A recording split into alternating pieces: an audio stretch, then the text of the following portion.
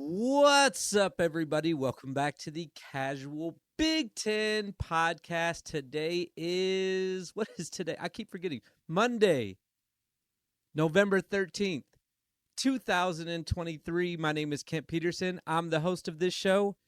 And on today's show, for the first time this year, we're going to talk all about college basketball in the Big Ten Conference. I know I'm a little late. Last year, I definitely started earlier than this. I had some preseason shows, but got a little busy this year. That's okay. Some teams have played 2 games already. Some have played 3. Most of them have been insignificant. So I haven't been able to, or I haven't even really wanted to jump on and talk about basketball. I've been doing 3 football shows per week. So really couldn't squeeze that basketball one in quite yet. If I could talk tonight. But I wanted to get started, though. So here we are.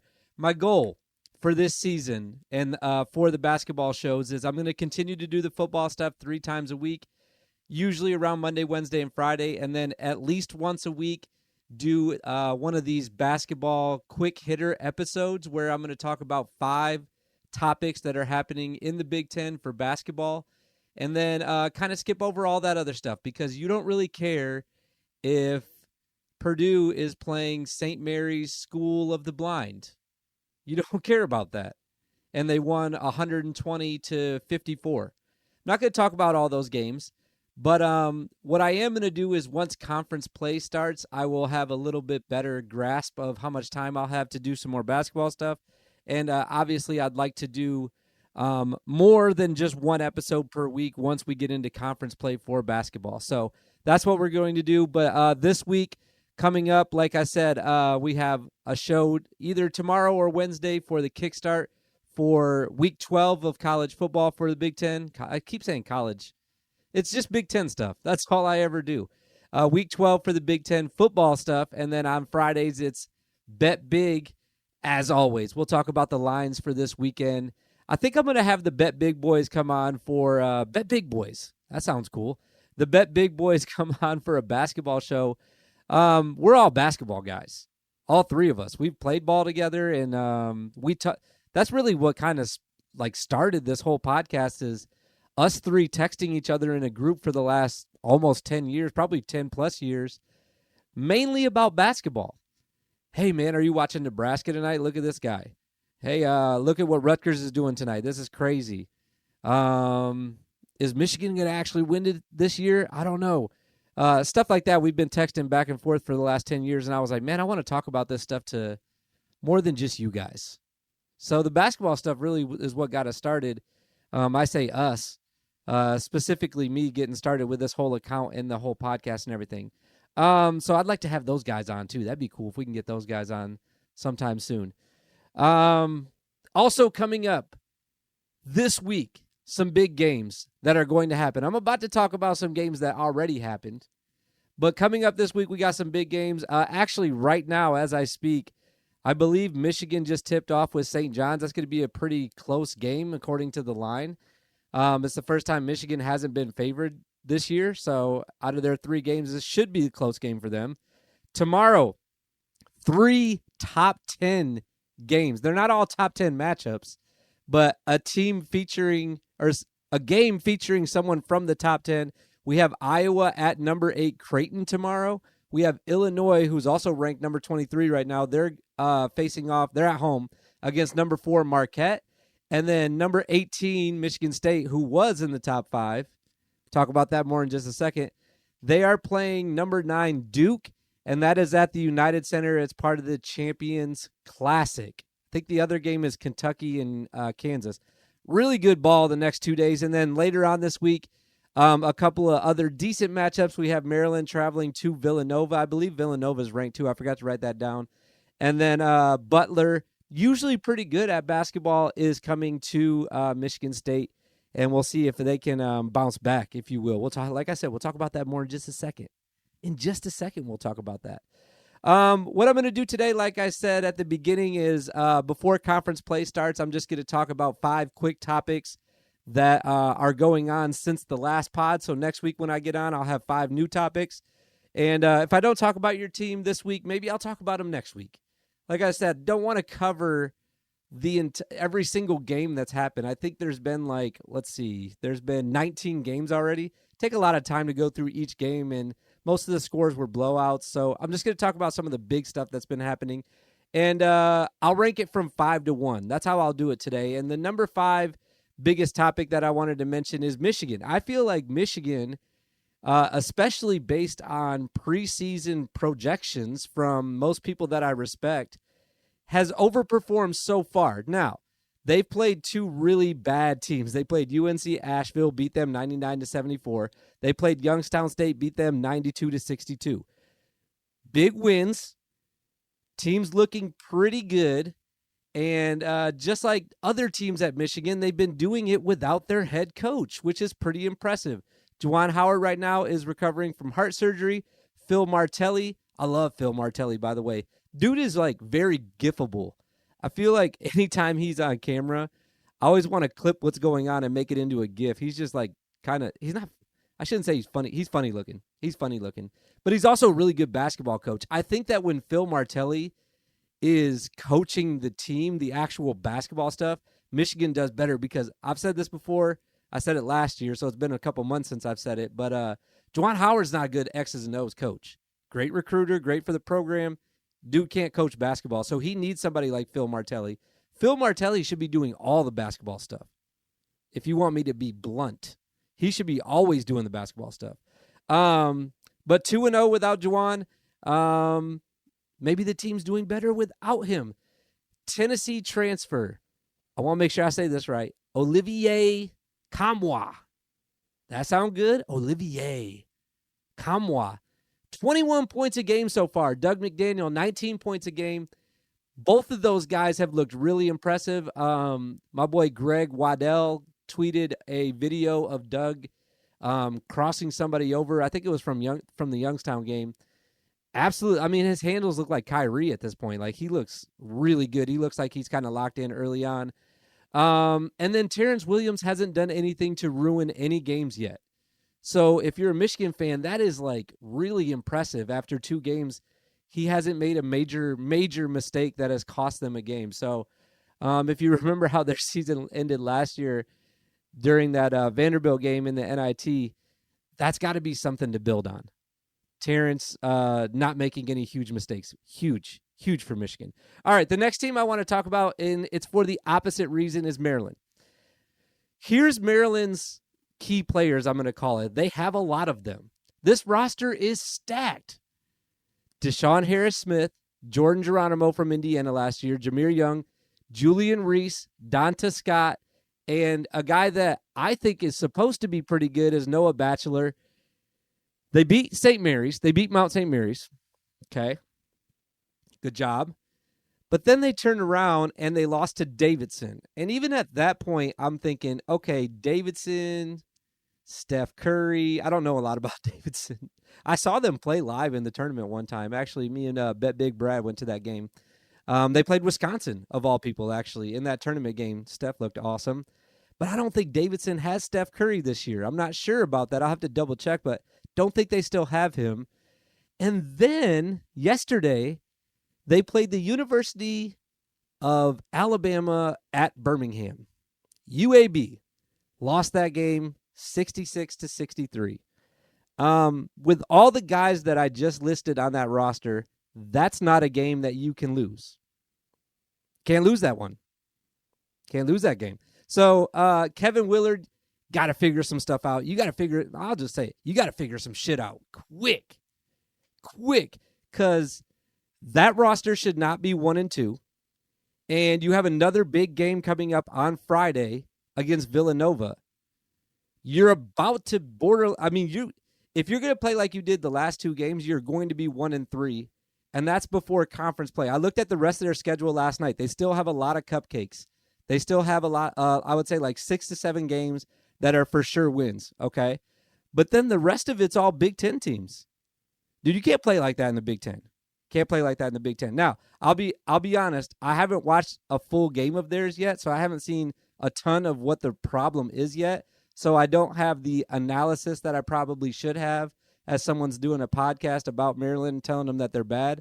I don't know why it is. I do need to start watching. I'm going to definitely watch on Friday night the full game, and I'll have a better grasp of what's happening at Maryland. But, man, you can't drop games like that. You just can't.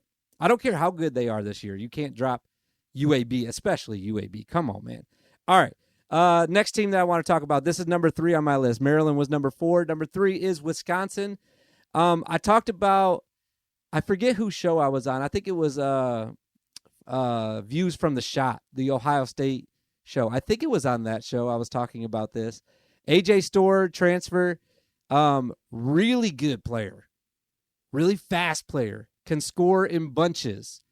And I thought that AJ was going to have to adjust to the culture that Wisconsin has.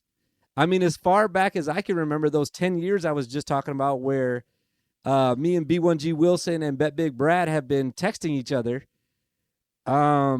Wisconsin's always played slow. They played defensively, and they haven't scored a ton of points. They're like the Iowa in football this year. They rely on the defense. They don't need to score a lot, but they pull out wins because they're smart, and they don't make a ton of mistakes. This year, after the first 2 games they played, 105 points against Arkansas State. Now, I know it's Arkansas State, okay, but I don't remember the last time Wisconsin scored 100 points in a game. Then they played Tennessee, who they lost to. They lost 70-80. But the key part of that last sentence was the 70 part. Wisconsin scored 70 points. And also, the second key part is the 80 part. Wisconsin gave up 80 points, and it's because their style of play is a little bit different this year. I think that that's a really interesting storyline. It's something that I'm going to be keeping tabs on the next few Wisconsin games. Like, is their pace really this fast?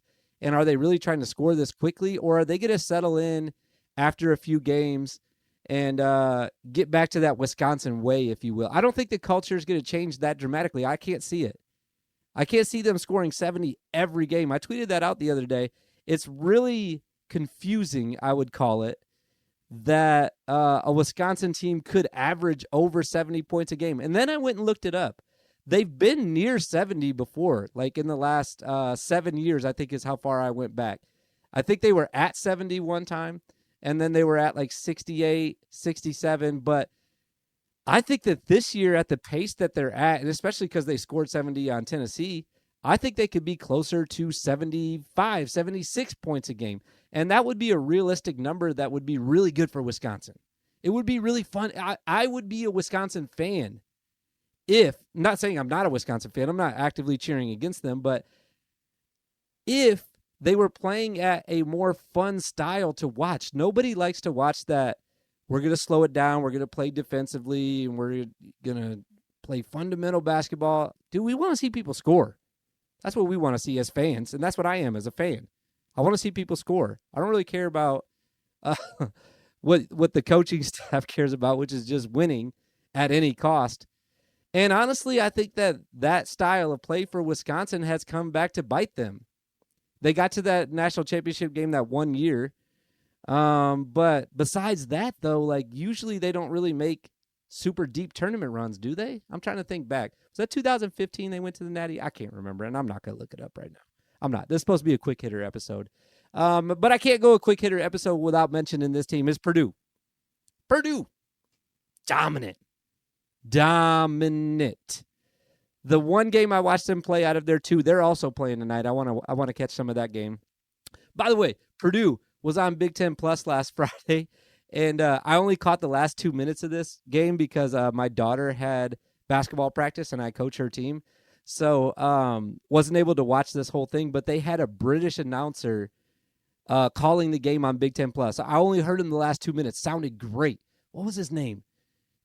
I think it's JJ Palmer. Go follow that guy on Twitter, man. He's super nice.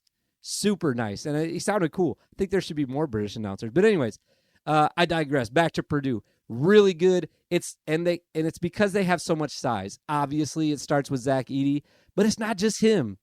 I talked about this a little bit in the offseason on some other pods, but Caleb First, Basin Gillis, TKR, they got those guys down low that when Edey's getting double-teamed, which so far he's been double-teamed quite a bit, and he's going to continue to get double-teamed, can't single cover him.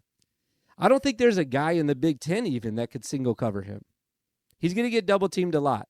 And that means that not only the shooters, but also the other big man, whoever else is on the floor with him, or the other few big men, if there's a couple out there at the same time, they're going to be open as well, because whoever's helping is going to release somebody else on the offense to get open, obviously. And I think that the other big guys that they got, I know a lot of people talk about Fletcher Lawyer and Braden Smith. Guard play is so good. But I think we forget about the other bigs that Purdue has that really makes them kind of unstoppable in my mind. The guard play is good. Don't get me wrong. The guard play is really good. Zach Edey is the best player in the league. And then the thing that never gets talked about is the other bigs are also really freaking good. So Purdue, somebody asked me yesterday, how many games does Purdue win the Big Ten by? As if it's a foregone conclusion. And honestly, I don't think that question was out of line. I think that Purdue is going to win it now. I tweeted right before the season started, I thought Michigan State was going to win it. And I think that they still can. But for somebody to say how many games is Purdue going to win the Big Ten by is not an out-of-line question, because they have looked that good in their first couple of games. Waiting to see what Miles Colvin is going to do. That is a guy that, at least through Twitter, Purdue fans are very excited about. They want to see him play more. I just looked him up. I think he played 12 and then 16 minutes, had 8 points in each of the first two games. But based on what they say and how excited they are about him, he's someone I'm keeping eyes on. If he grows, because he's a true freshman, right? If he grows into a really good player, man, now you're talking about 3 or 4 good guards, 3 or 4, I'll say 3 really decent big guys, and then the best player in the conference. Man, that team is going to be nuts. Nuts. Okay. The team I just mentioned, the team I thought was going to win the Big Ten this year, is Michigan State. It's the number one thing that's happened in the Big Ten so far. Michigan State, number 4 in the country entering the year. They lost the exhibition game to Tennessee. So shout out to Tennessee, by the way, as I'm wearing my Nashville hat. They're 2-0 in games that I've watched them against Big Ten teams. I know one of them didn't count, but man, Michigan State was trying to win that game. I know it's an exhibition. But Michigan State was trying to win that game. That was a loss. That was a loss at Breslin. But the major story, though, the number one story so far, though, is the loss against James Madison. How do you lose that game? I think they were favored by 16-19 in this game. Watched most of this game. I may have watched this game in its entirety because I just wanted to see. I had just finished tweeting out Michigan State was going to win the Big Ten. So I was like, let me watch my predicted Big Ten champion play. And I saw a better team in James Madison that night. Do I think that James Madison wins that game again if they played 10 more times? Probably not.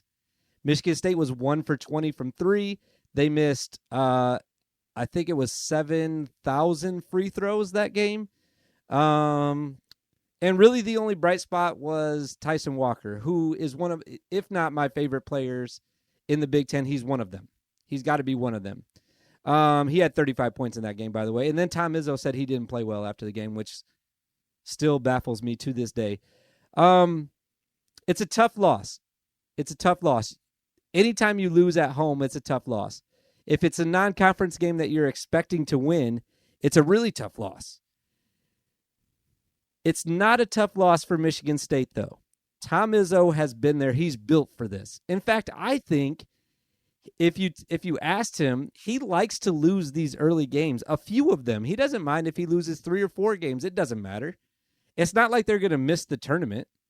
They're going to be fine in conference play. They'll finish near the top of the conference. They'll make a halfway decent run in the Big Ten tournament, and then Izzo will want them to lose because he doesn't want to be there the whole week, or the whole weekend, I should say. And then they'll go make a run in the Big Dance. That's what he does. Guy is built for this. He builds teams to be better at the end of the year than they are at the beginning of the year. And we're talking about a team that just lost their very first game. I'm not worried about it.